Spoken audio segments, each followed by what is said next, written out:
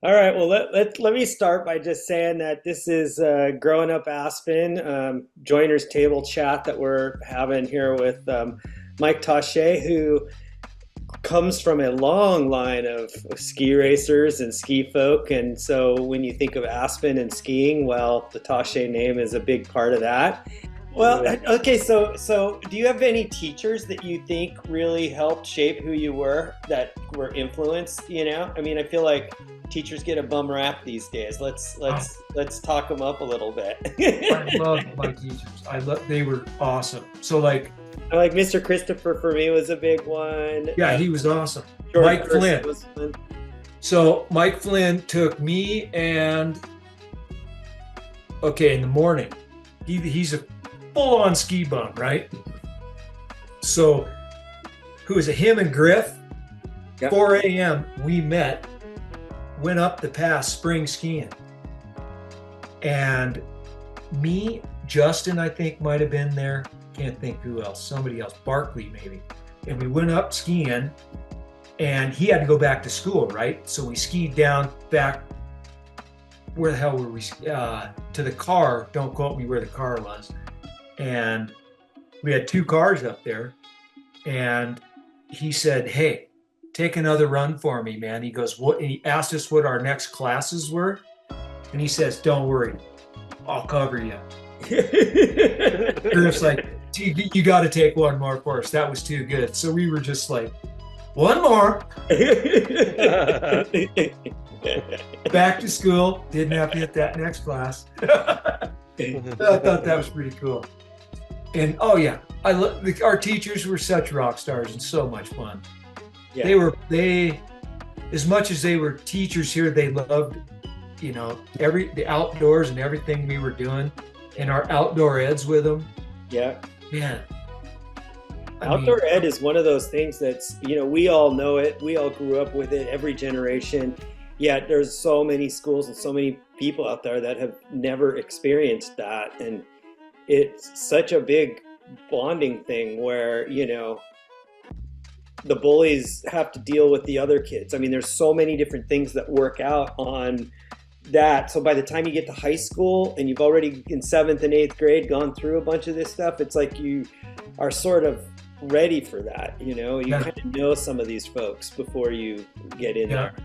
Yeah, which was great. I mean, that hike over to, you know, having to hike over to Marble, that was just like, you know, figure it out. Well, and then you got to do your solo and all that stuff. Yeah, all that action, right? Yep. We all have stories on solo night. Yeah. Craziness, man. Crazy. My solo was crazy. And, God, those days.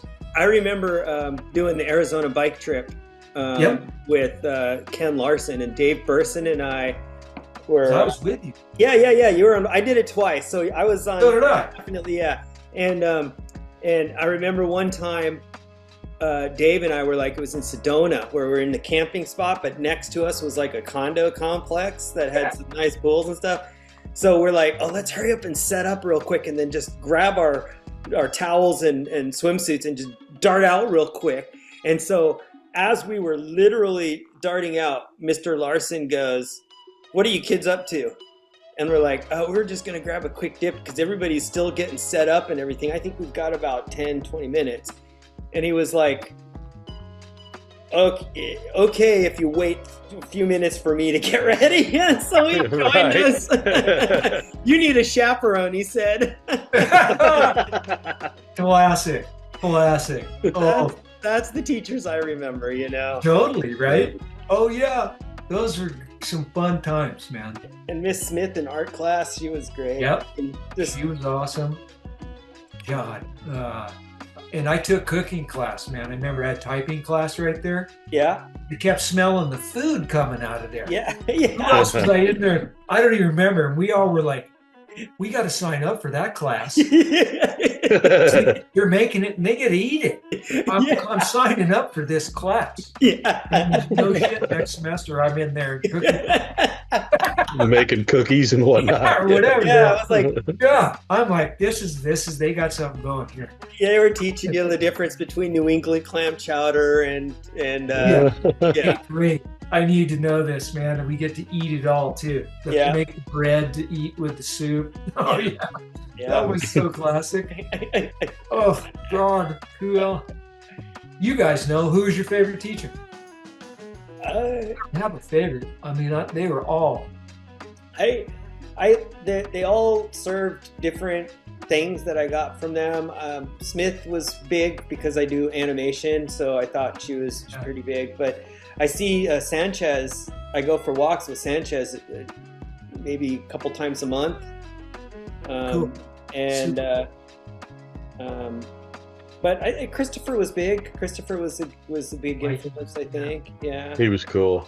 He was cool. We liked him. I remember when John Lennon died, the day that John Lennon died, a lot of people knew that I was totally into the Beatles back then. And Mike Christopher was like, hey, come here. I got a radio in there. You can go listen, because they were playing Beatles songs all day. He just let me sit in his office and listen to Beatles for the whole time. Yeah, It was pretty rocking. Far out.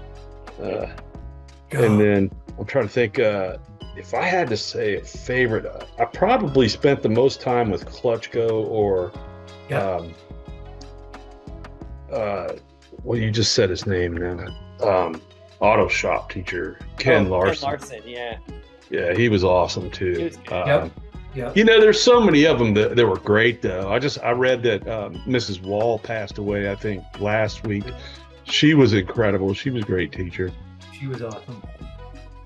Mrs. Grant, first grade, you know. Tom Fisher is still teaching. I know. Is he? Yeah, I know. He's going to be on a record. He's going to be in Guinness Book of World Records or something. Oh, he's crushed that. What is it, like 50 plus years? Yeah. Wow. So, like, next to the club, so we got to walk by there, and I see him in there, and I'm always knocking on the window. Yeah. He's awesome, man. He's awesome. Was he was shop or what was yeah, he? shop. Yeah. Shop. Well, so I think the Guinness Book of woodwork, World Records is if you worked in a shop that long and you have all your fingers, you definitely are a and he still does, man, right? He still does, man. Yeah. Safety first, man. Yeah, right. Yeah. Well, then there's those teacher-like folks that were just sort of a character that you'll never ever forget, like Ruth Harrison. You know? Oh yeah. She's still a character, man. Yeah. Her little snippets in the paper. Oh yeah. Yeah. Her little 2-sentence, 3-sentence snippets in there. Yeah. You gotta love her for it. You do. Yeah. She keeps it real. Holy shit. God, good times though, huh? Yeah. I mean, again, I feel lucky because you can't quite experience the looseness that we did back in the day. It's too tight these days. And I feel like that's a shame and it's sad, but it's a reality. But I feel lucky that we were able to experience what we did. Yeah, I'm sure there's damage from all that, but whatever, man. I look at it for my kids and I'm like, we got a book out of it. We got a book out of it. What are you talking about? Perfect example. Last night, my wife looks at me and says about our 16-year-old. She's like, we haven't heard from Zach. What do you think we need to do? I'm like, honey, it's 8:30 on Halloween. You have no idea what we did when we were kids. I came home before 3 a.m. It was luck, you know. No kidding, right? Either ran out of candy or ran out of fuel or something, you know. But Totally. Oh, God, so funny. Oh, that's so true.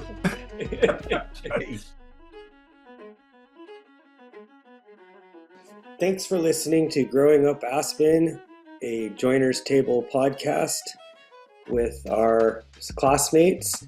We'd like to thank the Aspen Times and the Aspen Daily News for letting us include some of their materials in our book, Growing Up Aspen, Adventures of the Unsupervised.